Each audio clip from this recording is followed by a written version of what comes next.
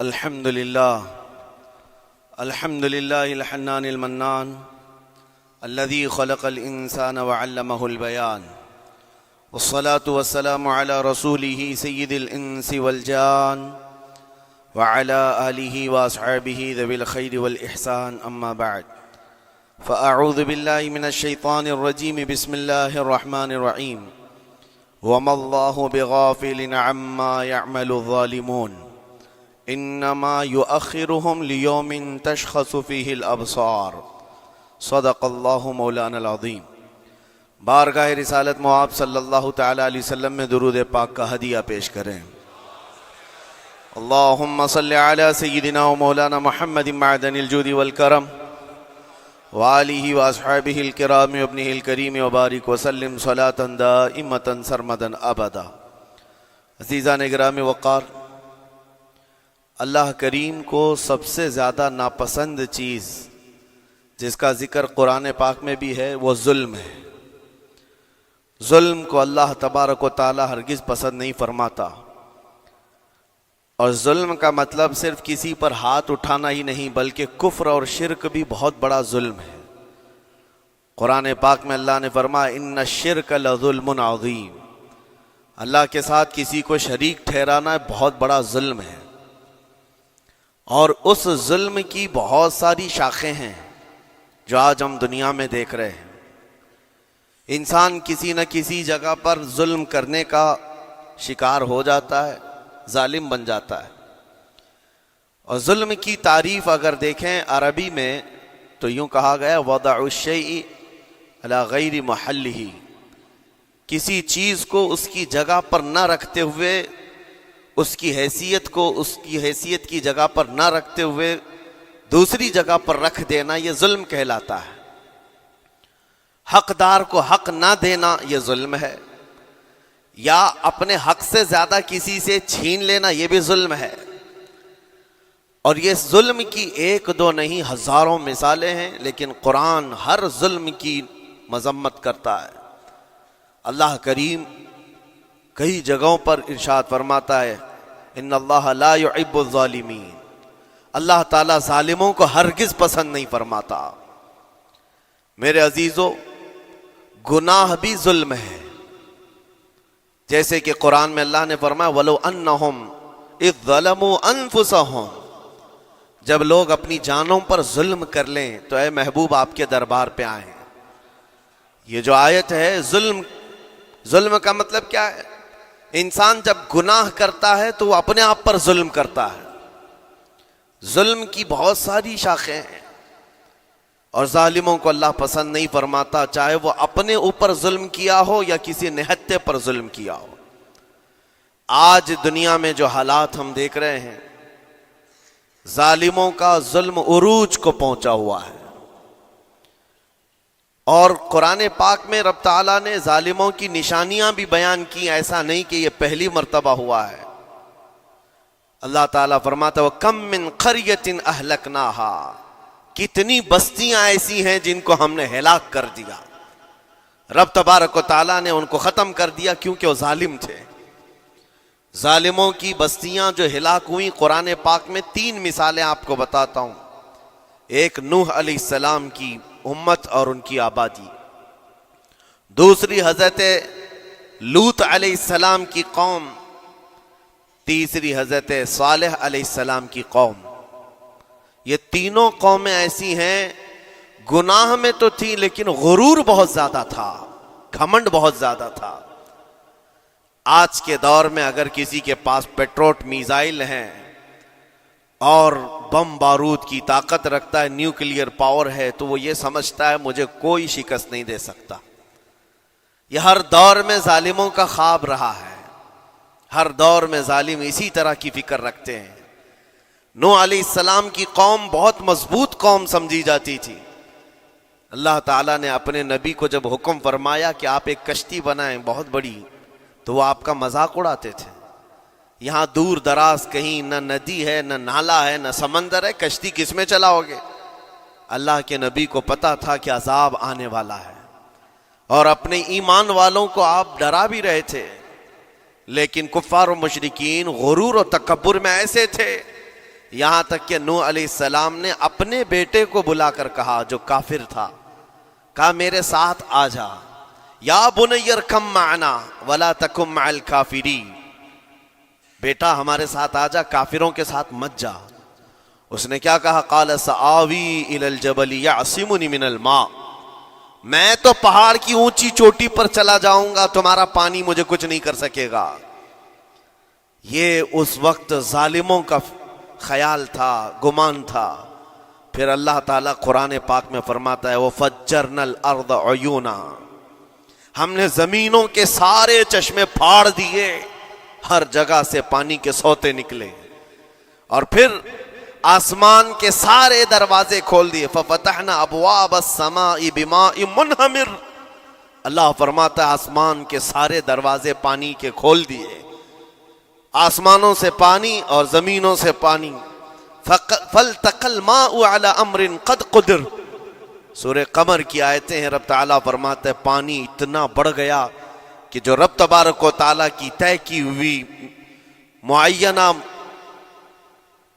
نشانی تھی وہاں تک جا کر پانی مل گیا، روئے زمین پر کوئی باقی نہ رہا سوائے حضرت نوح علیہ السلام کی کشتی کے، کوئی نہیں باقی رہا۔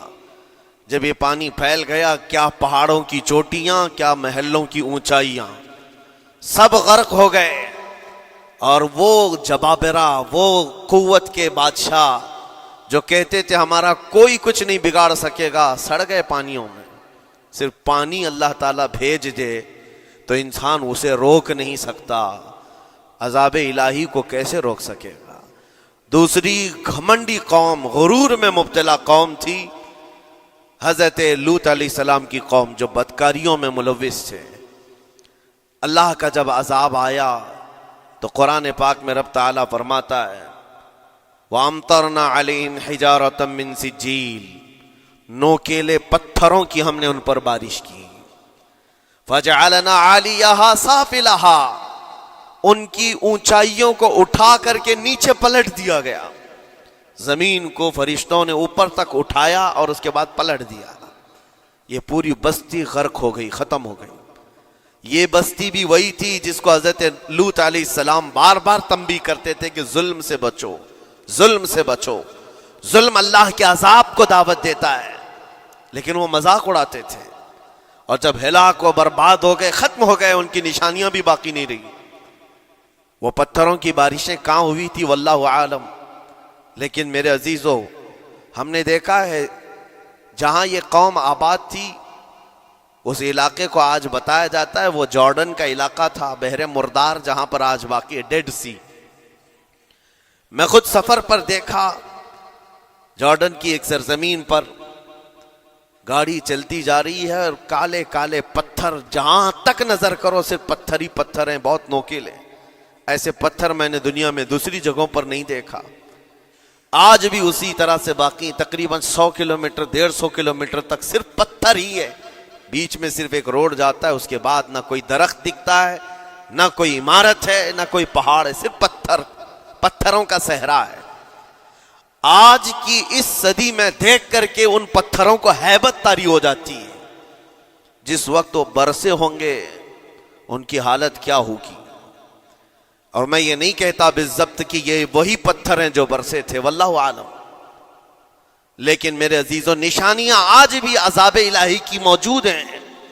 تیسری قوم تھی قوم شعیب اور قوم صالح علیہ السلام، یہ دونوں قوموں کے بارے میں ذکر کرتا ہوں۔ حضرت شعیب علیہ السلام کی قوم صرف ناپ تول میں کمی کرتی اور کفر و شرک بھی کرتے، شعیب علیہ السلام ان کو روکتے تو وہ ان کا بھی مذاق اڑاتے، اور جب عذاب الہی کے آنے کی بات کیا تو جانتے ہیں کیا کہا انہوں نے؟ یہ وہ قوم تھی جو پتھروں کو تراش کر کے گھر بنا لیتے تھے، یعنی پورے کے پورے پہاڑ کو، پتھروں کا جو پہاڑ ہوتا ہے اس کو تراشتے تھے، اور ایک آدمی کا ایک گھر ایک پہاڑ۔ آج کے دور میں ساری بلڈوزر مل کر کے نہیں کر پائیں، مشینیں مل کر نہ کر پائیں، وہ اس وقت کے لوگ بھاری بھرکم تھے، جسامت والے تھے، طاقت والے تھے، جب وہ اپنے رہنے کے لیے ایک پہاڑ کو تراش سکتے تھے۔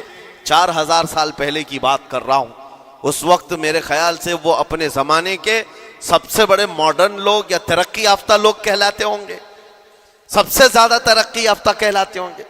جیسے آج لوگوں کو لگتا ہے رشیا اور امریکہ بہت پہنچے ہوئے ہیں ٹیکنالوجی میں، اس دور کے وہ لوگ سب سے بڑی طاقت کے رکھنے والے تھے.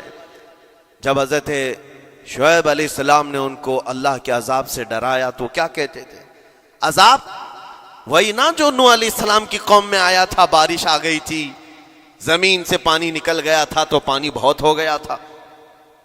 یا پھر وہ جو لوط علیہ السلام کی قوم پر آیا، پتھروں کی بارش، یا پھر ہواؤں کا عذاب.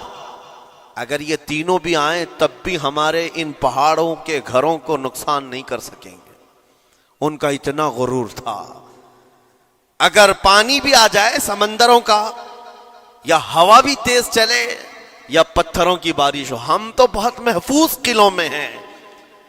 اندازہ کرو میرے عزیزو، 3000 4000 سال کے بعد آج تک مدائن صالح اور الاولا سٹی نام سے سعودی میں موجود ہے، ابھی تک وہ گھر موجود ہیں. تو اس زمانے میں کتنے مضبوط رہے ہوں گے؟ پتہ نہیں 3000 سالوں میں کتنے طوفان آئے، کتنے سیلاب آئے، لیکن ابھی تک وہ پہاڑوں کے گھر موجود ہیں. تو اس زمانے میں کتنے طاقتور ہوں گے. ان کا نشہ آسمان پر تھا، غرور چڑھ کر کے بول رہا تھا. کہتے تھے کہ اگر اس طرح کے عذابات آ بھی گئے تو ہمارا کچھ نقصان نہیں ہوگا. کون سا؟ نوح علیہ السلام کی قوم کا عذاب آ جائے، لوط علیہ السلام کی قوم کا عذاب آ جائے، یا پھر شعیب علیہ السلام کی قوم کا عذاب آ جائے. یہ صالح علیہ السلام کی قوم کی بات کر رہا ہوں. تو پھر ہوا کیا؟ اللہ کے نبیوں نے انہیں ڈرایا اللہ کے عذاب سے. باز آ جاؤ، اللہ وحدہ لا شریک کی طرف جھک جاؤ. وہ اکڑ تھی، غرور تھا کہ نبیوں کا مذاق کرتے. پھر ہوا کیا؟ قرآن کہتا ہے صرف ایک فرشتے کو اللہ تعالیٰ نے زمین پر اتارا، ایک فرشتے کو اتارا، اور اس کے بعد اس فرشتے نے ایک چنگھاڑ لگائی، ایک آواز کی. ایک آواز، صرف فرشتے کی ایک آواز ایسی تھی کہ جتنے اپنے مضبوط قلعوں میں گھروں میں موجود تھے، اس آواز کی ہیبت سے ان کا بھیجا کانوں سے باہر نکل آیا تھا.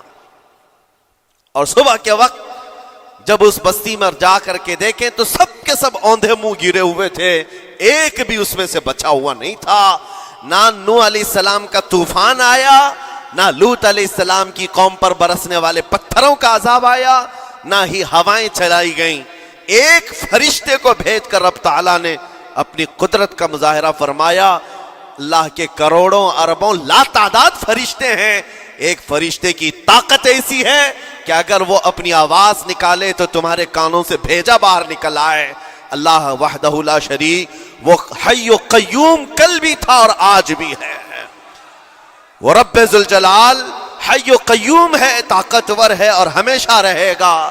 اور رب تبارک و تعالیٰ نے قرآن پاک میں فرمایا، آپ یہ آیت تقریباً 3 جگہ قرآن میں آئی، وَإِذْ نَجَّيْنَاكُمْ مِنْ آلِ فِرْعَوْنَ يَسُومُونَكُمْ سُوءَ الْعَذَابِ يُذَبِّحُونَ أَبْنَاءَكُمْ وَيَسْتَحْيُونَ نِسَاءَكُمْ وَفِي ذَلِكُمْ بَلَاءٌ مِّن رَبِّكُمْ عَظِيمٌ.